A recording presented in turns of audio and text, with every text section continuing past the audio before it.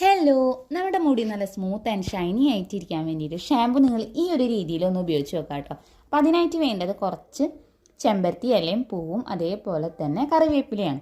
ആവശ്യത്തിനുള്ള വെള്ളം കൂടി ചേർത്ത് ഇതേപോലെ തന്നെ തിളപ്പിച്ചെടുക്കാം. തിളപ്പിച്ചെടുത്തതിന് ശേഷം ഒന്ന് തണുക്കാനായിട്ട് മാറ്റിക്കുക. തണുത്തതിന് ശേഷം അരിച്ചെടുക്കാം. എന്നിട്ട് നമ്മൾ ഏത് ഷാമ്പു ആണോ ഉപയോഗിക്കുന്നത് അത് ആവശ്യത്തിന് ഇതേപോലെ ഒന്ന് ഒഴിച്ചു കൊടുക്കാം.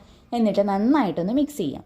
ഈ ഒരു മിക്സ് നമ്മൾ എണ്ണയൊക്കെ തേച്ച് കൊടുത്തതിന് ശേഷം സാധാരണ രീതിയിലെ ഷാമ്പു എങ്ങനെയാണോ ഉപയോഗിക്കുന്നത് അതേ രീതിയിലൊന്ന് ഉപയോഗിക്കുക കേട്ടോ. അപ്പോൾ ഈ ഒരു രീതിയിൽ ഞാൻ ഉപയോഗിച്ചതിന് ശേഷമുള്ള റിസൾട്ടാണ് കേട്ടത്.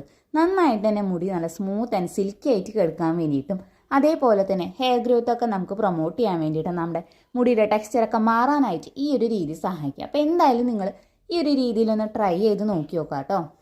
അപ്പോൾ ഇന്നത്തെ വീഡിയോ ഇത്രയേ ഉള്ളൂ. അപ്പോൾ ഈ ഒരു വീഡിയോ നിങ്ങൾക്ക് ഇഷ്ടമായി യൂസ്ഫുൾ ആണെന്ന് തോന്നുകയാണെങ്കിൽ ചാനൽ ഒന്ന് സബ്സ്ക്രൈബ് ചെയ്ത് സപ്പോർട്ട് ചെയ്യുക. ഇതിൻ്റെ ഫീഡ്ബാക്ക് ഇതിൻ്റെ താഴത്തെ കമൻറ്റ് ചെയ്യുക. ഹലോ, നമ്മുടെ മുടി നല്ല സ്മൂത്ത് ആൻഡ് ഷൈനി ആയിട്ടിരിക്കാൻ വേണ്ടിയിട്ട് ഷാമ്പു നിങ്ങൾ ഈ ഒരു രീതിയിലൊന്ന് ഉപയോഗിച്ച് നോക്കാം കേട്ടോ. അപ്പോൾ അതിനായിട്ട് വേണ്ടത് കുറച്ച് ചെമ്പരത്തി ഇലയും പൂവും അതേപോലെ തന്നെ കറിവേപ്പിലയാണ്. ആവശ്യത്തിനുള്ള വെള്ളം കൂടി ചേർത്ത് ഇതേപോലെ തന്നെ തിളപ്പിച്ചെടുക്കാം. തിളപ്പിച്ചെടുത്തതിന് ശേഷം ഒന്ന് തണുക്കാനായിട്ട് മാറ്റിക്കുക. തണുത്തതിന് ശേഷം അരിച്ചെടുക്കാം. എന്നിട്ട് നമ്മൾ ഏത് ഷാമ്പു ആണോ ഉപയോഗിക്കുന്നത് അത് ആവശ്യത്തിന് ഇതേപോലെ ഒന്ന് ഒഴിച്ചു കൊടുക്കാം.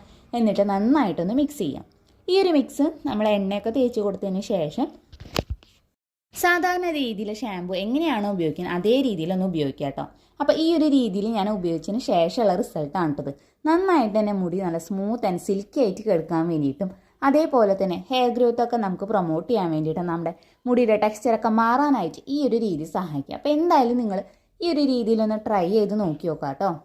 അപ്പോൾ ഇന്നത്തെ വീഡിയോ ഇത്രയേ ഉള്ളൂ. അപ്പോൾ ഈ ഒരു വീഡിയോ നിങ്ങൾക്ക് ഇഷ്ടമായി യൂസ്ഫുൾ ആണെന്ന് തോന്നുകയാണെങ്കിൽ ചാനൽ ഒന്ന് സബ്സ്ക്രൈബ് ചെയ്ത് സപ്പോർട്ട് ചെയ്യുക. ഇതിൻ്റെ ഫീഡ്ബാക്ക് ഇതിൻ്റെ താഴത്തെ കമൻറ്റ് ചെയ്യുക.